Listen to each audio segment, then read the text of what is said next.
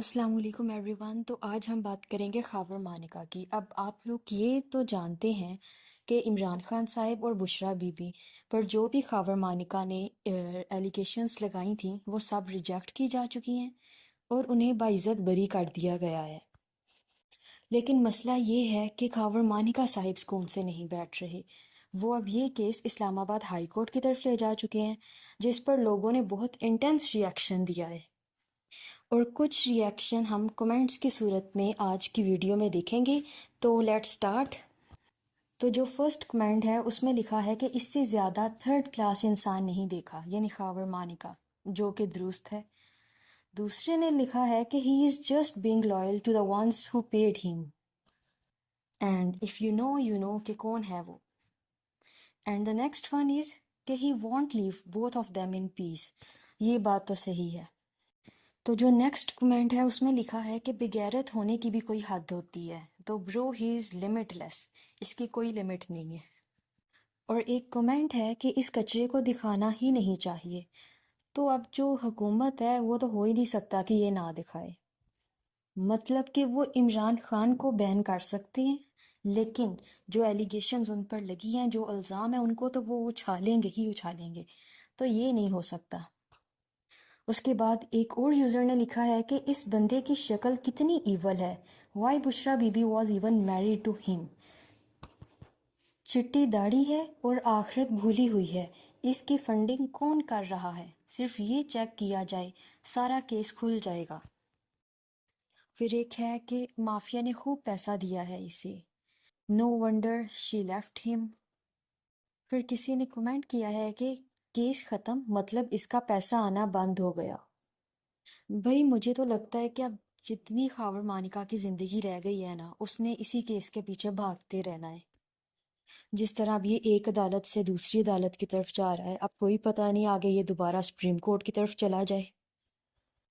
اور پھر جب انسان کے حصے میں صرف ذلیل ہونا لکھا ہو لیکن بعض لوگوں کو ذلالت محسوس ہی نہیں ہوتی، تو کیا کیا جا سکتا ہے؟ Again and true it is کہ Khawar is a mentally sick person. He is also a witness of marriage of his ex-wife too. Now he is against her and harass her. اور کسی نے لکھا ہے کہ Khawar Maneka please move on, you are a real definition of toxic ex. اور مجھے لگتا ہے یہ بات درست بھی ہے، مطلب اگر کوئی پوچھے کہ ڈیفینیشن آف ٹاکسک ایکس تو بندہ صرف خاور مانیکا لکھ دے، ڈیٹیل میں جانے کی ضرورت ہی نہیں ہے، بندہ خود ہی سمجھ جائے گا۔ اچھا، ایک بڑا مزے کا کمنٹ لکھا ہوا ہے کہ after years he thought let's make some money.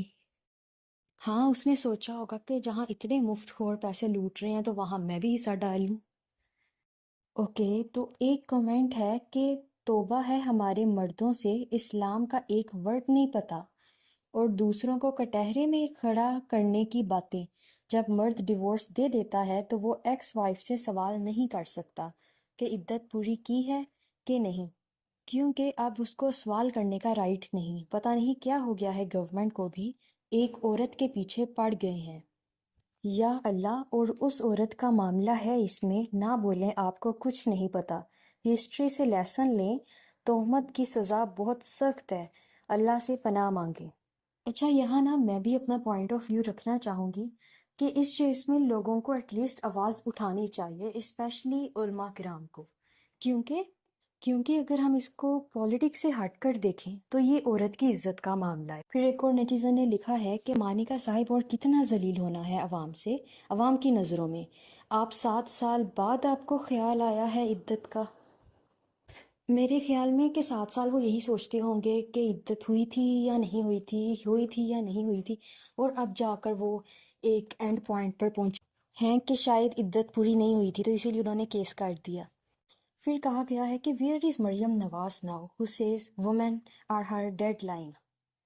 Even کہ میں دیکھ رہی تھی کہ پیپلز پارٹی کی جو شرمیلا فاروقی ہیں، انہوں نے بھی اس کے خلاف آواز اٹھائی ہے، لیکن ایک مریم نواز ہی ہے۔ خیر، thank you so much for watching this video, please like, share and subscribe this channel.